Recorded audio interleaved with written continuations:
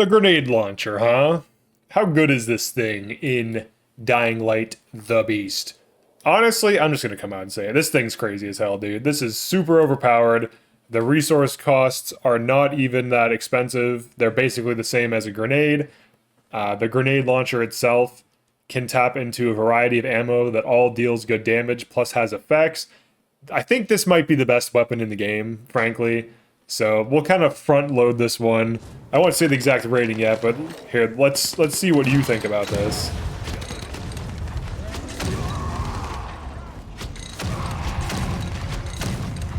Then you can reload, which does take time. Oh, they're all doubling. They're all coordinating, dude. The guy's shooting at me now. He's like, hey, you can't be a demo man. So in order to reload, you're just going to want to sprint and run. Or sprint and reload. I'm getting shot at by a guy who is teaming up with the zombie now. Now that they see I have a grenade launcher. They're like, well, he has big weapons, so...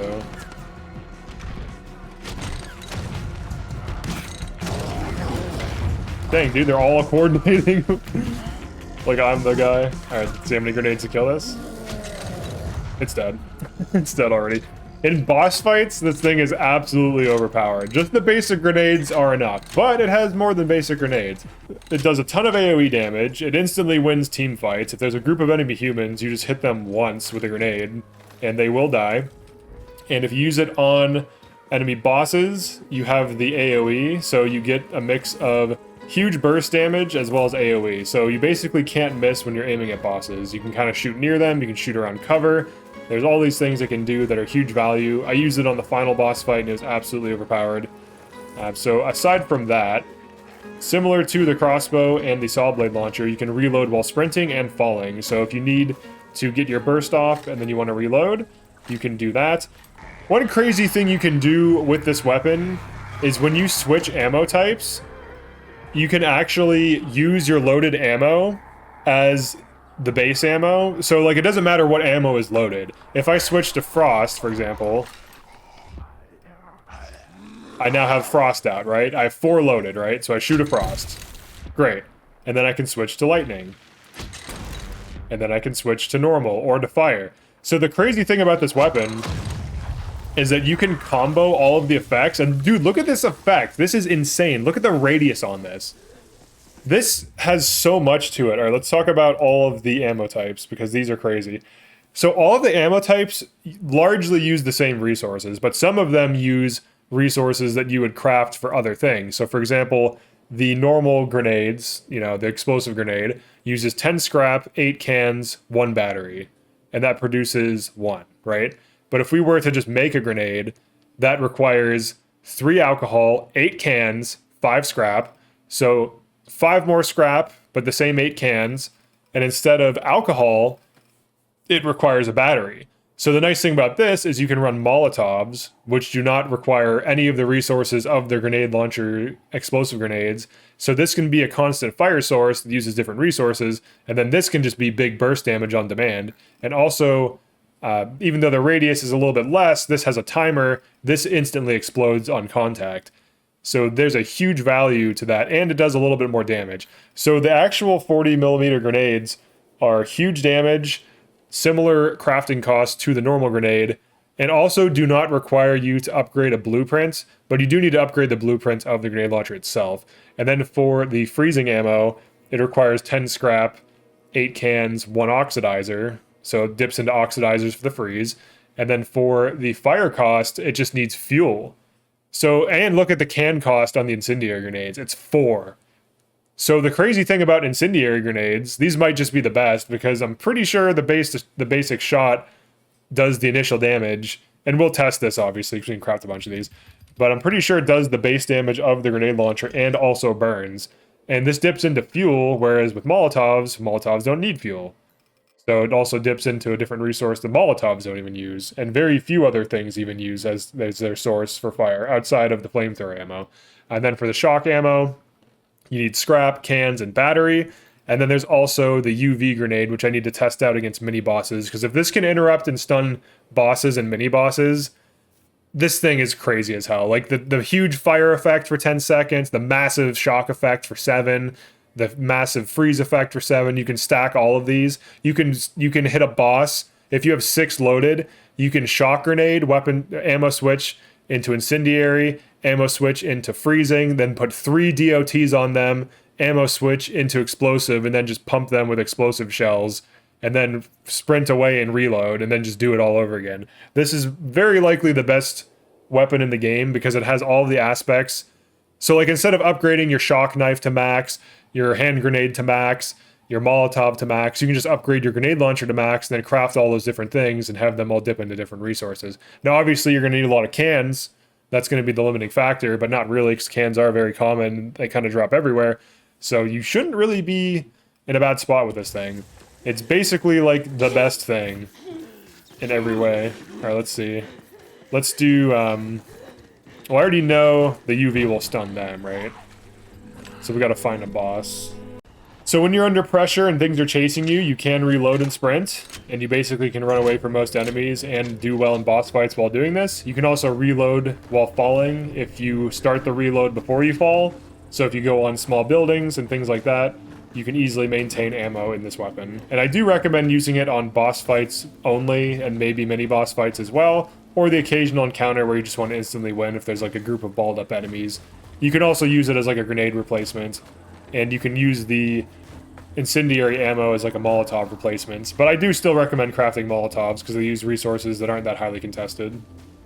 Another thing to take note of is if I switch ammo types to an ammo I'm low on, it will change the capacity even if I had loaded ammo to the limit, like to the amount of that. So if I have 1 UV shell left, for example, and I had 6 loaded in of another ammo type, it will automatically remove those extra loaded ammo and replace them with empty slots.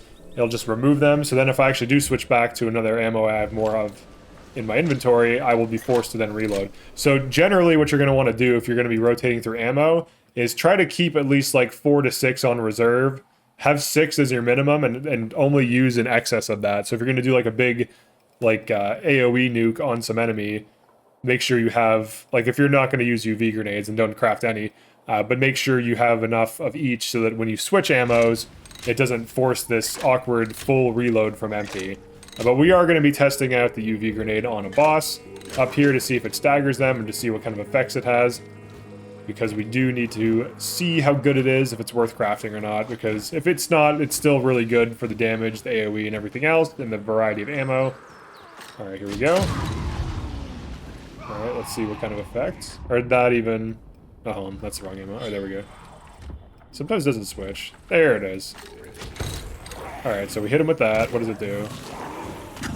He seems unaffected. Alright, so the UV I don't think really does anything to him. So what we're going to do now is do the combo. Sometimes it doesn't switch. You have to like... There it goes. You have to release it on it.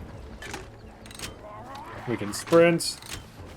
So right now we only have a capacity of 4, so I'll reload this final shot. Alright, let's do this combo. So 1, 2, 3. Okay. Then we can just heal really quick. Then switch to this. Sprinting and reloading. Now if you jump, it will interrupt the reload, so you generally want to sprint or fall off of something. Okay. Let's see the boss. Oh, he's dead. Oh, that didn't even hit? Kind of funny, actually.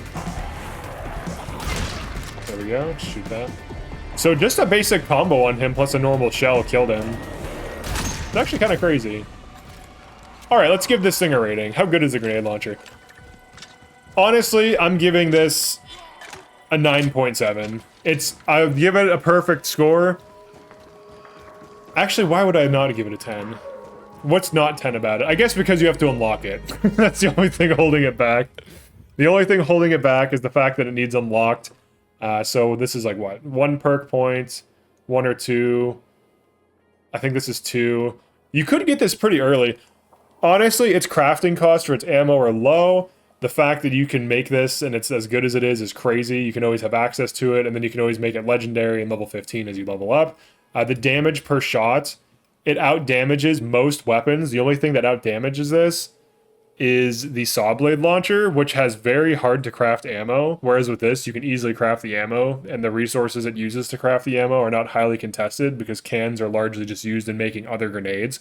So this has some of the best ammo in the game. It has built-in combos with itself.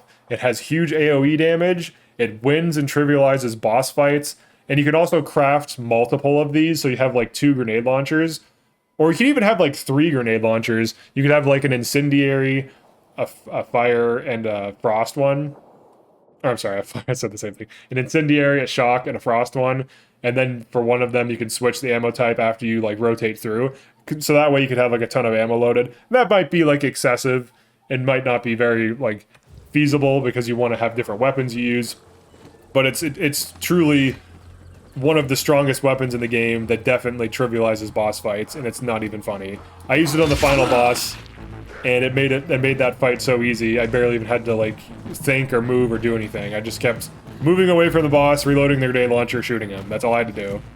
Didn't really have to aim because it has huge AoE, does tons of damage. It's good in every fight, but you mostly want to save it for bosses and mini bosses.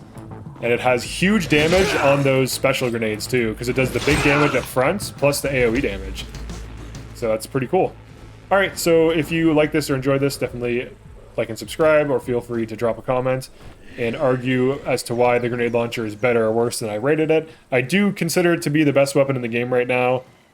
You do have to craft its ammo, but you're going to be making grenades anyways because cans are pretty grenade exclusive resource outside of maybe some basic crafting recipes that are obscure.